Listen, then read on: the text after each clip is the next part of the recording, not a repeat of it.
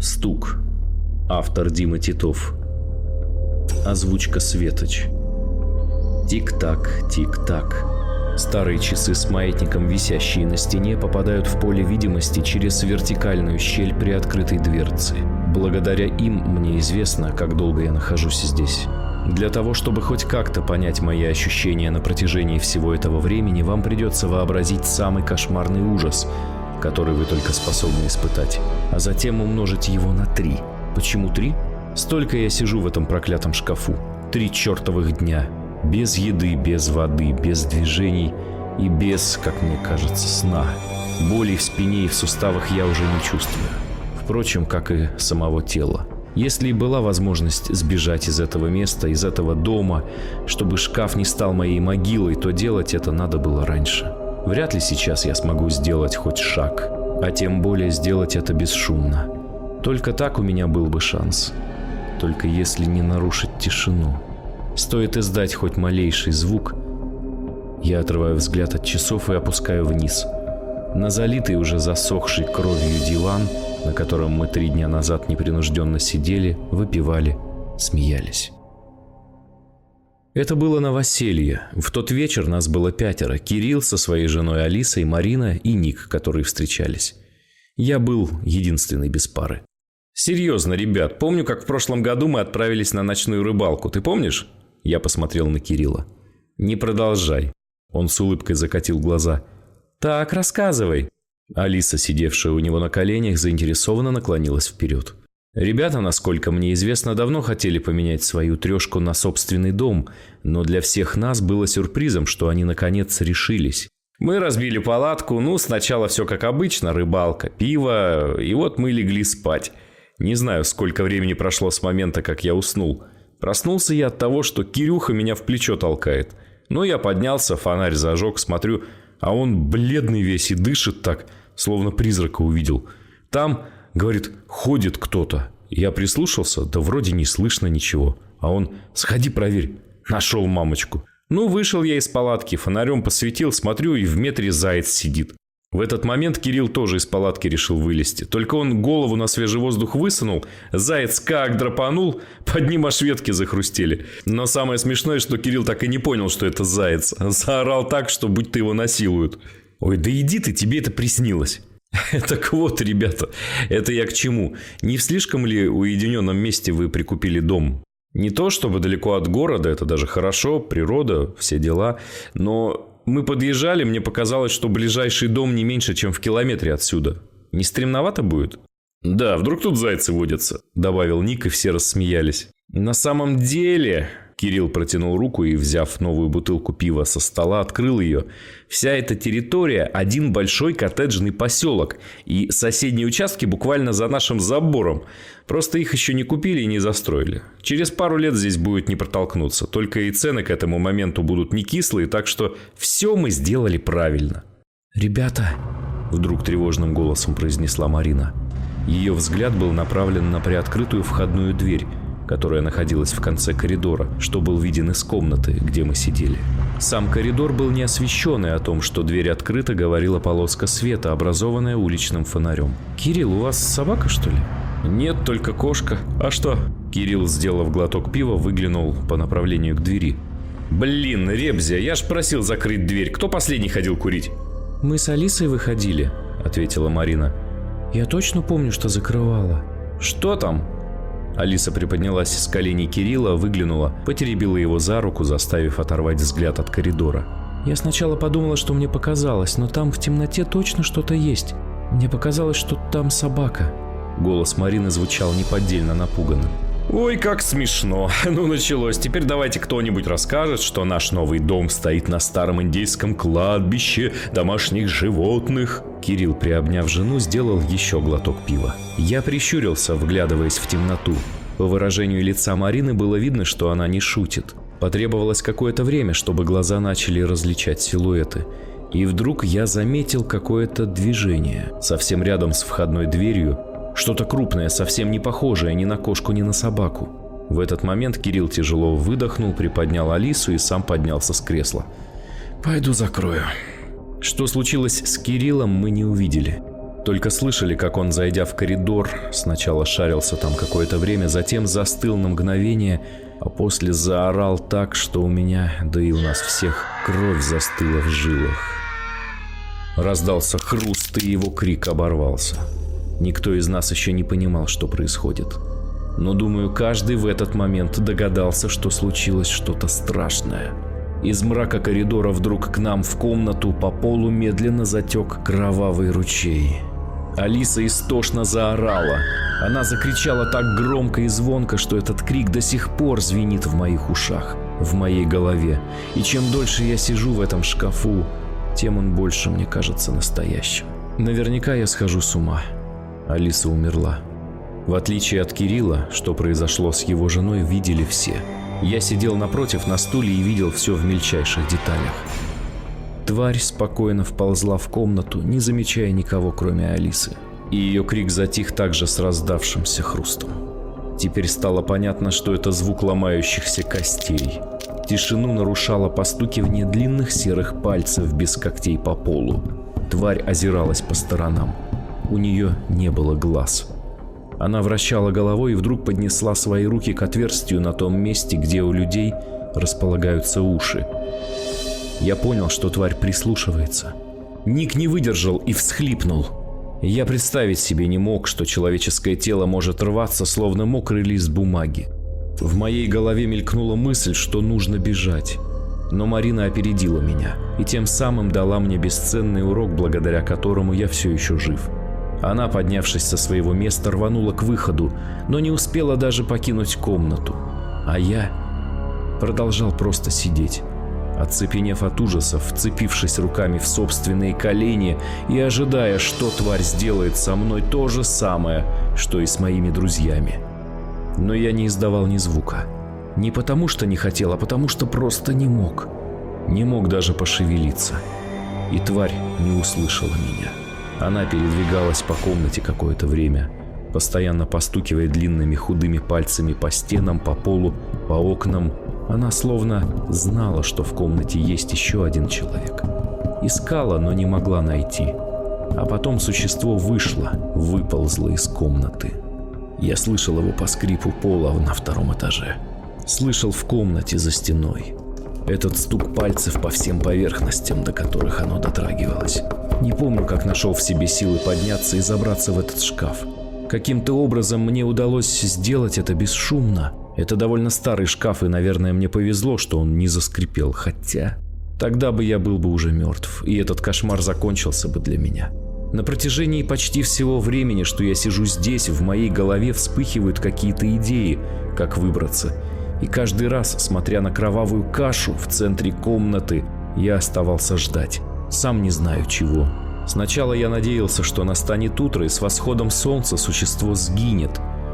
Но ночь закончилась, оно не ушло. Оно вернулось в комнату, и мне стал понятен смысл этих зверствований. Из шкафа я мог разглядеть происходящее лишь мельком, но и этого мне хватило. Оно, как делает эта змея, растягивало свой рот, затаскивая в него кусками моих друзей. Оно насыщалось. Промелькнула надежда, что существо покинет дом, когда кончатся тела, что если я буду сидеть тихо, то оно решит, что здесь больше никого нет. Но и после трапезы существо осталось. И теперь я точно уверен, что оно знает, что я здесь.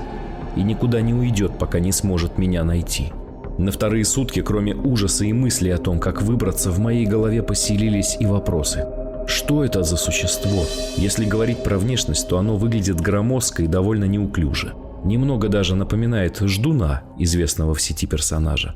А тем более, что оно уже 2 дня ждет, пока я выдам себя. От этих мыслей стало смешно. Чуть не засмеялся в голос. И еще раз взглянув на месиво в комнате, лишний раз убедился, что я просто схожу с ума. На 3-е сутки я размышлял, как вообще тварь оказалась здесь. Неподалеку лес, может, оно пришло оттуда. Хвастаясь домом, Кирилл рассказывал про внушительной глубины подвал, что расположен на заднем дворе. Может, оно вылезло из-под земли. Большая вырезанная узорами стрелка двинулась с места и, сделав шаг, указала на римскую цифру 12, располагающуюся в верхней части циферблата. Комната освещается только желтым светом потолочных светильников, значит, за окном ночь. Закончился 3-й день этой игры в прятки. Голова, сознание, кажется, как и все остальное тело, начинает атрофироваться. Никаких мыслей уже не возникает. Даже страх и ужас начинают отступать, оставляя лишь вакуум. Главное не поддаться безразличию и не совершить какую-нибудь глупость, влекущую за собой страшную гибель.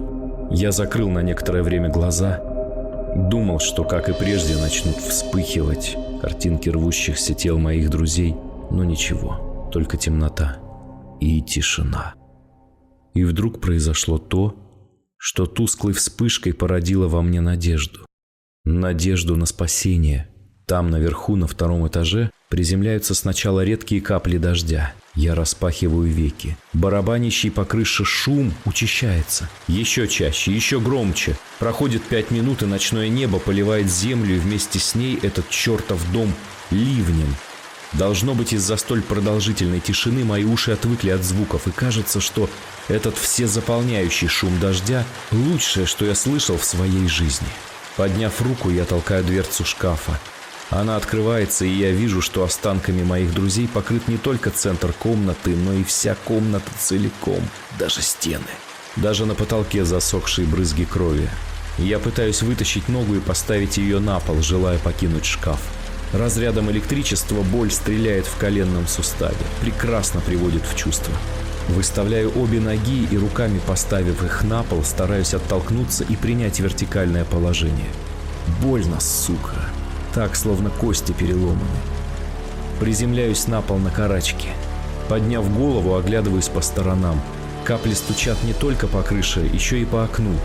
Входная дверь все еще открыта, что делает шум дождя еще громче. Прекрасно. Но это все не важно. Если не попробую, так и сдохну в этом доме, хотя бы не в шкафу. Стиснув зубы, чтобы не заорать, я заставляю себя подняться на ноги. Колени дрожат, но я все-таки на своих двоих. Делаю шаг, еще один и еще. Очутившись у проема, ведущего в коридор, я, стараясь сделать это бесшумно, щелкаю выключателем, и коридор озаряется желтым светом. Твари здесь нет. Даже хорошо, что входная дверь открыта, не придется шуметь, открывая ее. Я двигаюсь очень медленно, даже слишком медленно. Но я так стараюсь не издать ни малейшего звука. Хоть и дождь заполонил собой все, мне кажется, что вот-вот сейчас половица скрипнет, и с грохотом со 2-го этажа спустится это нелепое существо, это чудовище. Несмотря на свой неуклюжий вид, оно довольно быстро и проворно. Мне с моими затекшими в тесной позе ногами ни за что не убежать. Я должен быть абсолютно бесшумным. И вот я у входной двери. Медленно открываю ее. Вместе с этим шум дождя усиливается. Надеюсь, оно не отреагирует на это. На улице, освещенной фонарным столбом, слякоть и лужи. Я выхожу на крыльцо и медленно спускаюсь вниз по деревянным ступеням. Дождь холодный, но наконец смывает с меня засохшую кровь, что струей попала на меня 3 дня назад. Ступаю ногами в носках в грязную лужу, поскальзываюсь и чуть не падаю, но мне удается сохранить равновесие. Делаю еще несколько шагов вперед, разворачиваюсь и окидываю дом взглядом. Свет горит только на 1-м этаже, на 2-м темно. Я вглядываюсь, пытаясь понять, быть может, оно все еще в доме. В какой-то момент мне кажется, что занавеска за стеклом на 2-м этаже колышется. Возможно, мне это только кажется. Ни черта не видно, а еще и дождь. Черт с ним. Я продолжаю движение, шлепая по лужам, и удаляюсь от дома. И вот, наконец, входная калитка приоткрыта. Хотя я точно помню, что Кирилл закрывал, когда мы вошли. Наверное, существо все-таки вылезло не из подвала. Наверное, и вправду явилось со стороны леса. Плевать, так даже лучше. Не трогаю калитку, протискиваюсь в имеющуюся щель и оказываюсь на грунтовой дороге. Вдоль нее дорога через каждые 200 метров освещена фонарными столбами.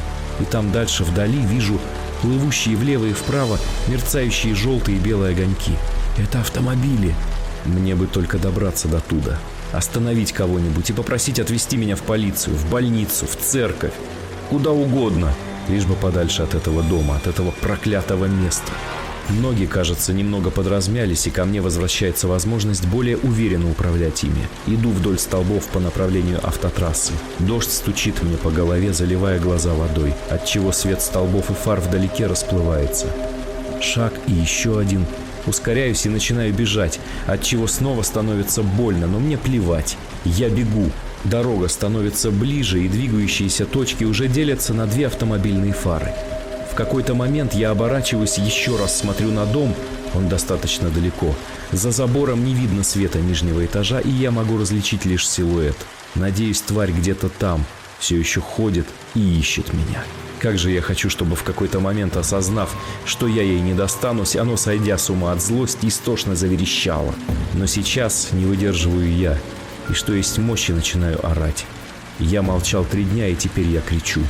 Мой вопль из-за дождя только наполовину доносится даже до моих ушей, так что риска, что оно услышит его из дома, нет. Я продолжаю бежать к дороге и продолжаю кричать. Вместе с холодными каплями дождя по моему лицу стекают горячие слезы. Я рыдаю, пытаюсь что-то прокричать, какие-то слова, но мне не удается. Получается каша из моего срывающегося рева и эмоций в моей голове. На небе прямо надо мной вспыхивает гроза, на доли секунды освещая пространство вокруг меня. Слева, может, в километре, лес, справа поле. Я продолжаю бежать, и шоссе уже совсем близко. Я даже вижу силуэты автомобилей. Следом за вспышкой почти синхронно раздается грохот. Гроза прямо надо мной. Я все еще кричу, не могу и не хочу прекращать, замолкаю лишь, чтобы набрать полные легкие воздуха. И снова начинаю истошно орать. Трачу на это последние остатки сил. Наконец достигаю подъема, ведущего к дороге. До асфальта остается каких-то метров 100, не более. Сил почти нет, но я точно доберусь до дороги, до спасения. Начинаю подниматься в горку и продолжаю кричать. Мне даже начинает казаться, что мой крик вперемешку с барабанящим по голове дождем создают некий симбиоз и звучат практически в унисон. Вдруг гроза ударяет прямо передо мной. А быть может и в меня, не знаю. Все вокруг заливается белым светом, я останавливаюсь на мгновение и вдруг снова начинаю ощущать это неприятное, болезненное и знакомое мне ощущение. Белый свет желтеет и начинает сиять неравномерно, а какими-то застывшими во времени вспышками. Эти вспышки редеют и сияют уже не так ярко. Между ними появляются черные пятна. И, наконец, я начинаю понимать, что это за ноющее ощущение. Чувство боли в мышцах и в костях. И невозможно пошевелиться. Я начинаю понимать, что это свет вокруг меня, всего лишь вспышки моего сознания, проецируемые на внутренней стороне моих век. Как только я понимаю это, они моментально исчезают. И я открываю глаза. Я в шкафу. Просто уснул.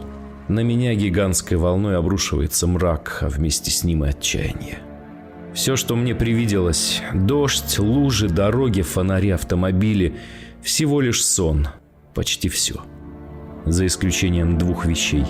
Моего крика, он был настоящим, и барабанящего звука, привидевшегося мне дождем. Только это вовсе не дождь. Я поворачиваю голову. Глаза слезятся, размыливая картинку, но я все вижу. Дверь шкафа полностью открыта. Тварь сидит прямо рядом со мной. Она словно смотрит на меня, уставившись тем местом, где, наверное, должны быть глаза. Но там только обтянутая кожа и небольшая черепушка. Длинными серыми пальцами обеих рук тварь перебирает по деревянной двери шкафа. Звук и впрямь очень похож на падающие капли. Хитро, молодец. Существо обмануло мое воспаленное сознание. А может, сознание обмануло само себя. Это уже не важно. Я закрываю глаза и отворачиваюсь. Снова вижу дорогу, столбы, огни машин. Так спокойнее. Где-то вдалеке раздается уже знакомый мне мелкий хруст. Может, тело так сильно затекло, и поэтому я ничего не чувствую. Еще треск, но уже ближе. Я стою посреди этой самой дороги. Фонарные столбы тухнут один за другим, приближая темноту ко мне. Раздается какой-то рвущийся звук совсем близко. Ощущаю вибрацию в своей груди. И в этот момент тухнет последний фонарь, под которым я стою. Проносится последняя мысль в моей голове. В шкафу, оказывается, было предостаточно света, потому что сейчас стало действительно темно.